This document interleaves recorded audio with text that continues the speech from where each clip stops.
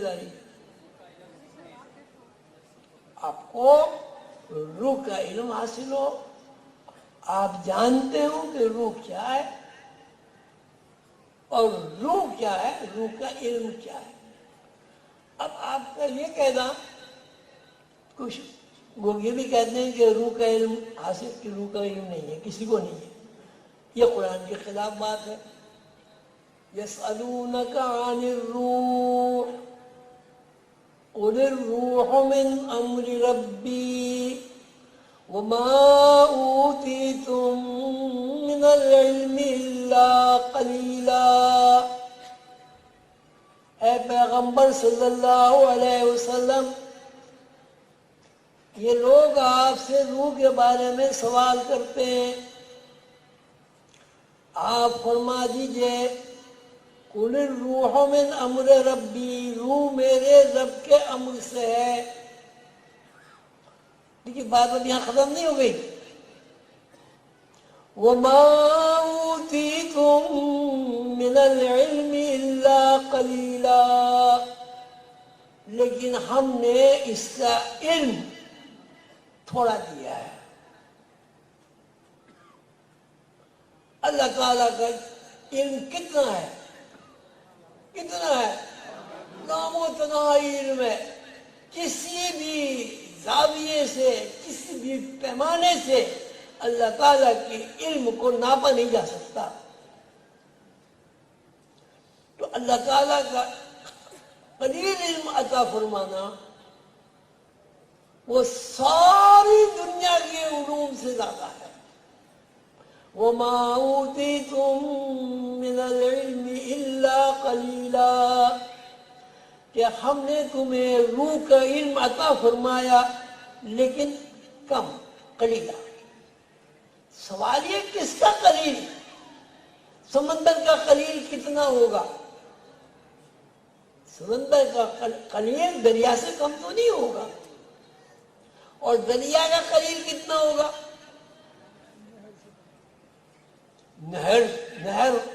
نہر کا، یعنی اب جتنی اللہ تعالیٰ کا علم ہے اسی مناسبت سے تو اس قلیل کا کوئی اور تھوڑ نہیں ہے۔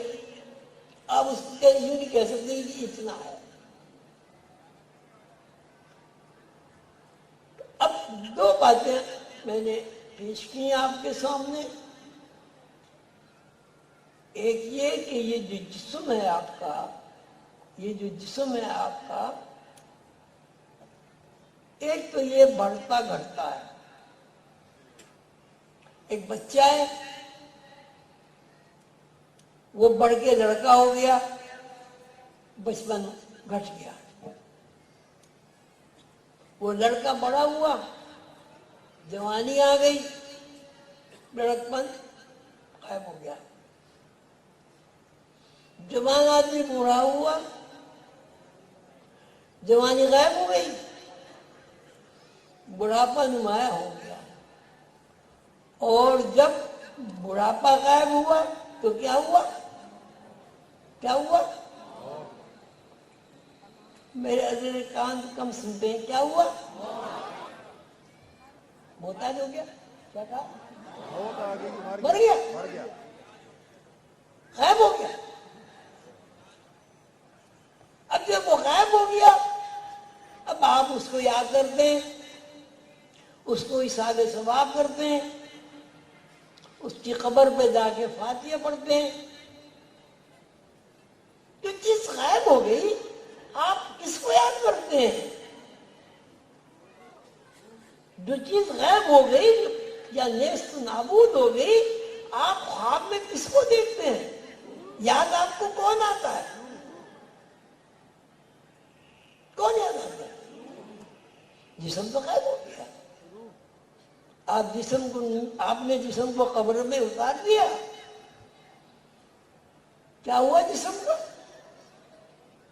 کیا ہوا؟ کیوں بھائی؟ کوئی ڈاکٹر صاحب یہاں بیٹھے، کتنے دن تک قبر میں جسم رہتا ہے؟ اس کا گوشت پوشت ٹھیک رہتا ہے؟ کتنے دن تک رہتا ہے؟ بھائی ڈاکٹر تو کوئی ہوگا، کتنے دن تک جسم خراب نہیں ہوتا؟ کوئی ڈاکٹر نہیں ہے یہاں؟ ہے کتنا؟ نہیں. ہاں بھائی ڈاکٹر صاحب،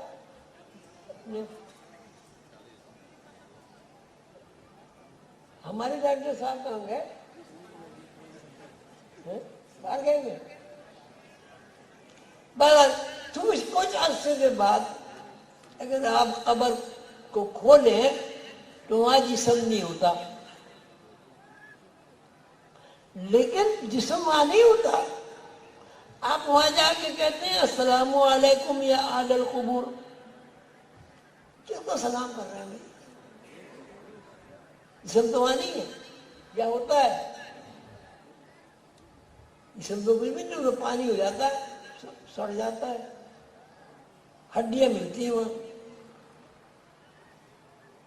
السلام علیکم یا اہل القبور. حضور پاک صلی اللہ علیہ وسلم جب بدر میں تشریف لے گئے، مدینہ سے مکے جاتے ہوئے، تو انہوں نے وہاں کھڑے ہو کر فرمایا کہ بھائیو، مجھ سے اللہ نے جو وعدہ کیا تھا وہ میں نے دیکھ لیا ہے. تمہارے مقدر میں جو کچھ اللہ نے کیا تھا کیا تم نے بھی دیکھ لیا ہے؟ صحابہ کرام نے جب یہ بات سنی تو انہوں نے فرمایا کہ یا رسول اللہ صلی اللہ علیہ وسلم، یہ مردے کیا بولتے ہیں، کیا سنتے ہیں؟ سیدنا حضور علیہ السلام نے ارشاد فرمایا یہ بولتے بھی ہیں، سنتے بھی ہیں، اور تم سے زیادہ سنتے ہیں، لیکن تم نہیں سنتے. یہ سنتے ہیں، تم نہیں دیکھتے کہ یہ دیکھتے ہیں. ایک تو یہ بات. دوسری بات، آپ سب لوگوں اس بات سے واقف ہیں کہ سیدنا حضور علیہ السلام کا ارشاد عالی مقام ہے کہ جب تم قبرستان جاؤ تو کہو السلام علیکم یا اہل القبور. اے وہ لوگوں جو قبروں میں رہتے ہو، تمہارے اوپر سلامتی ہو. تو وہاں قبروں میں کون رہتا ہے؟ قبر کھود کے دیکھو، وہاں تو جسم تو خراب ہو جاتا ہے، آپ کو سب کو پتا ہے، مٹی ہو جاتی ہے. کون رہتا ہے قبر میں؟ ہے بھائی؟ اب کیا میں خیال میں بات سمجھ نہیں رہے ہیں یا سو رہے ہیں؟ کوئی بھی نہیں ہوتا قبر میں جی. پھر کس کو سلام کر رہے ہو بھائی؟ جب قبر میں کوئی نہیں ہے تو السلام علیکم یا اہل القبور کا کیا مطلب ہے؟ کس کو سلام کر رہے ہو؟ بات سیدھی سی. اب آپ یہ بتائیں، کوئی صاحب کھڑے ہو جائیں، یہ بتائیں، خواتین میں سے کھڑی ہو جائیں، کوئی صاحب یہ بتائیں کہ آپ کیا ہیں، جسم ہیں یا روح ہیں؟ آپ کھڑی ہو جائیں، کیا ہے یہاں؟ نظر آتی ہے روح؟ روح کو کبھی دیکھنے کی کوشش کی ہے؟ جب آپ نے کبھی اپنی اصل سے واقف ہونے کی کوشش ہی نہیں کی تو اس میں روح بیچاری کا کیا قصور ہے؟ کبھی آپ نے انگریزی پڑھنے کی طرف توجہ ہی نہیں کی تو آپ یہ تو نہیں کہہ سکتے کہ بھائی انگریزی نے میں سیکھنا چاہتا تھا، انگریزی نے میرا ساتھ نہیں دیا.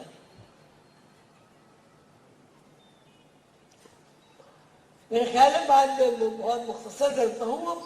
اب میں نے آپ کو یہ سمجھانے کی کوشش کی ہے کہ جسم، مادی جسم اصل نہیں ہے، یہ روح کا لباس ہے. جس طرح کوٹ پتلون اصل نہیں ہے، آپ کے جسم کا لباس ہے. آپ ایک ایسا لباس بنائیں کہ کہ انگلی میں انگلی آ جائے جیسے دستانے ہوتے ہیں، ناک میں ناک آ جائے، آنکھ میں آنکھ آ جائے، کان میں کان آ جائے، سر میں سر آ جائے، گردن میں گردن آ جائے، پیٹ میں پیٹ آ جائے، ایسا جسم بن سکتا ہے نہیں؟ بن سکتا ہے جی؟ اب تو ایسے گمسم بیٹھے ہو جیسے پتہ نہیں میں کوئی الف لیلا کوئی دوسری سنا رہا ہوں۔ بن سکتا ہے۔ بن سکتا ہے نا؟ تو اب جب آپ ہاتھ ہلائیں گے تو آپ کی انگلیاں بھی ہلیں گی، جو بنی ہوئی ہیں دستانے، آپ سر ہلائیں گے، سر بھی ہلے، وہ سر ہلے گا، وہ لباس ہلے گا، لباس ہلے گا نا۔ اور جب آپ چلیں گے تب آپ کا لباس ہلے گا۔ تو اسی طرح جب روح حرکت کرتی ہے مادی جسم ہلتا ہے۔ اب روح جب اس سے اپنا رشتہ منقطع کر لیتی ہے، مادی جسم کی کیا حیثیت ہوتی ہے؟ مردہ۔ کرتا پجامہ جو آپ نے اتار کے پھینک دیا۔ اب ہماری کیا ذمہ داری ہے؟ جب ابھی تک تو ہمیں قانون معلوم نہیں تھا، پتہ نہیں تھا، اب ہمیں پتہ چل گیا کہ یہ مادی جسم تو ہمارا کچھ ہے ہی نہیں۔ جب تک روح اس جسم کو سنبھالے رہتی ہے جسم موجود ہے، اور جب روح اس جسم کو کیا کرتی ہے؟ اتار دیتی ہے، جسم کی کوئی حیثیت نہیں رہتی۔